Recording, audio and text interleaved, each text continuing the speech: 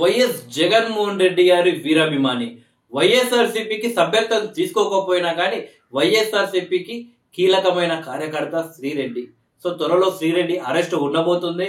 So దాంట్లో ఎలాంటి మార్పు అయితే ఉండేటట్లు కనిపించడం లేదు. ఎందుకంటే సోషల్ మీడియాలో తీవ్రమైన వ్యతిరేకత అయితే ప్రభుత్వం పైన వచ్చే అవకాశం అయితే ఎక్కువగా ఉంది. ఎందుకంటే వైఎస్ షర్మిల లాంటి వ్యక్తులు ఎవరిని క్షమించవద్దు, తప్పు చేసిన వాళ్ళు శిక్ష పడాల్సిందే. సో వాళ్ళు ఏదో క్షమించండి అంటే కనుకరించి క్షమించడం మాత్రం చేయవద్దు. ఎందుకంటే వాళ్ళు చేసిన తప్పులు మామూలు తప్పులు కావు కాబట్టి వాళ్ళు శిక్ష అనుభవించాల్సిందని కోరుతున్నారు.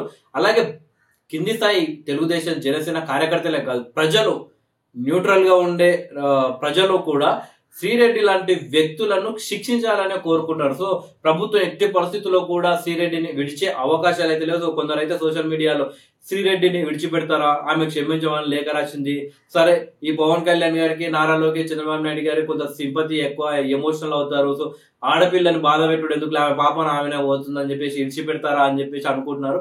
బట్ అలాంటి ప్రసక్తే లేదు. ఒకవేళ జరిగితే మాత్రం ప్రభుత్వం పైన తీవ్ర వ్యతిరేకత వస్తుంది. సో ఎందుకంటే ఇలాంటి వ్యక్తులు ఎలాంటి వాళ్ళంటే అందితే జుట్టు లేదా అందితే గల్ల, లేకుంటే అదేమంటారు కాలు పట్టుకునే రకం. సో ఇలాంటి వ్యక్తులను ఎట్టి పరిస్థితుల్లో వదలొద్దు, బొక్కలో వేయాల్సిందే. సో ఎందుకంటే ప్రశ్నిస్తే తప్పు లేదు, అది ఏ పార్టీ అయినా సరే. కానీ ఇప్పుడు తెలుగుదేశం పార్టీ, జనసేన పార్టీని, లేకపోతే ఇంత ముందు కూడా వైసీపీని ఎవరు ప్రశ్నించినా తప్పు లేదు. ఎందుకంటే ఒక ప్రభుత్వాన్ని ప్రశ్నిస్తేనే ప్రభుత్వం సరిగా పనిచేస్తుంది. సో ఆ ప్రశ్నించే విధానం అనేది కరెక్ట్ ఉండాలి. సో ప్రభుత్వం ఏదైతే కార్యక్రమం తీసుకుందో దాని మీద ప్రశ్నించి, అందులో ఉన్న తప్పుల మీద ప్రశ్నించు, అంతేగాని ఇష్టం వచ్చినట్లు బూతులు తిట్టి ప్రభుత్వాన్ని ప్రశ్నిస్తే చాలు. వాళ్ళ అమ్మని, వాళ్ళ నాయనని, పిల్లల్ని తేడా లేకుండా ఇష్టం వచ్చినట్లు బూతులు తిట్టి మార్ఫింగ్ ఫోటోలు పెడితే వాళ్ళని శిక్షించకుండా వదిలేస్తే ఫ్యూచర్ లో ఇంకా ఎక్కువ అలాంటి జరిగే అవకాశాలు ఉంటాయి. కాబట్టి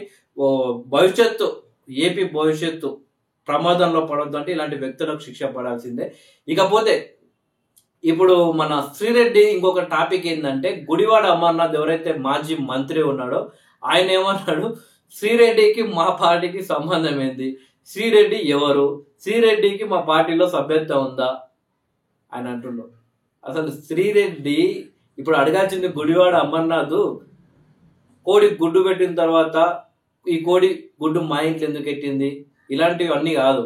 శ్రీరెడ్డి ఎప్పుడైతే మీరు ప్రభుత్వంలో ఉన్నారో అప్పుడు శ్రీరెడ్డి ప్రతిపక్ష నాయకుడు, మాజీ ముఖ్యమంత్రిగా ఉన్న చంద్రబాబు నాయుడు గారిని, మాజీ మంత్రిగా ఉన్న లోకేష్ గారిని, వాళ్ళ ఇంట్లో కుటుంబ సభ్యుల్ని, అలాగే పవన్ కళ్యాణ్ గారిని, వీళ్ళందరినీ కూడా బూతులు తిట్టడం జరిగింది. ఇష్టం వచ్చినప్పుడు సోషల్ మీడియాలో పోస్టింగ్లు పెట్టింది. మరి అప్పుడు మీ కార్యకర్త కానప్పుడు మరి ఎందుకు అరెస్ట్ చేయలేదు, ఆమె పేరు ఎందుకు కేసు బుక్ చేయలేదు, ఆమెను ఎందుకు కాపాడుకుంటూ వచ్చారు, ఆమెకు ఎందుకు మీ పార్టీకి సంబంధించిన కొందరు నాయకులు ఆమెకు స్క్రిప్ట్ ఇచ్చి బూతులు తిట్టేలా ఆమెను వాడుకోవడం జరిగింది. ఇప్పుడు గొంతు మీదకి వచ్చేసరికి శ్రీరెడ్డిని వదిలేసారు. ఇప్పుడు ఎవరు బక్రాయరు, శ్రీరెడ్డి బక్రా అయిపోయింది.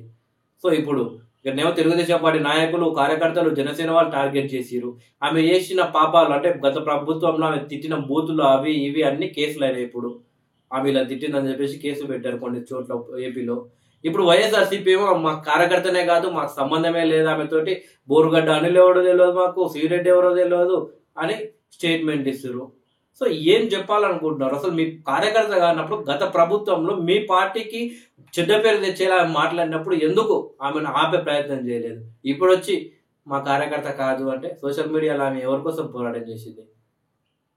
కోడి గుడ్డు కోసం పోరాటం చేసిందా? మీ పార్టీ కోసమే కదా పోరాటం చేసిందే, మీ పార్టీ కోసం. ఆమె మీ పార్టీని ఎవరేమన్నా, మీ నాయకుల్ని ఏమన్నా కానీ గయ్యిన లేచి అడిచేది. సో ఇప్పుడేమో ఆమె మా పార్టీ కాదు, సభ్యత్వం లేదు అని సొల్లు కబుర్లు చెప్తారు. సో ఇవన్నీ కాదు కానీ మొత్తం మీద శ్రీరెడ్డి మీ పార్టీని ముంచడంలో ఆమె పాత్ర తప్పకుండా ఉంది. అది మీరు మునిగిపోయిన తర్వాత వచ్చి శ్రీరెడ్డి మాకు సంబంధం లేదని చెప్తే ఏం లాభం లేదు.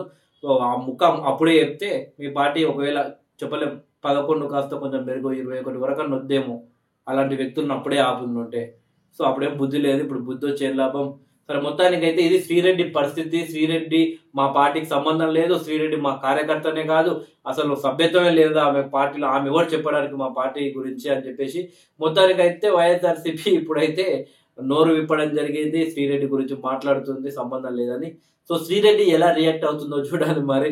ఈయన గురించి గుడివాడ అమర్నాథ్ గురించి శ్రీరెడ్డి మాటల్లోనే వినాలి. మరి శ్రీరెడ్డి మా పార్టీ కాదని చెప్పిన అమర్నాథ్ గురించి శ్రీరెడ్డి ఏం మాట్లాడుతుంది అనేది ఇప్పుడు ఆసక్తికరంగా మారింది.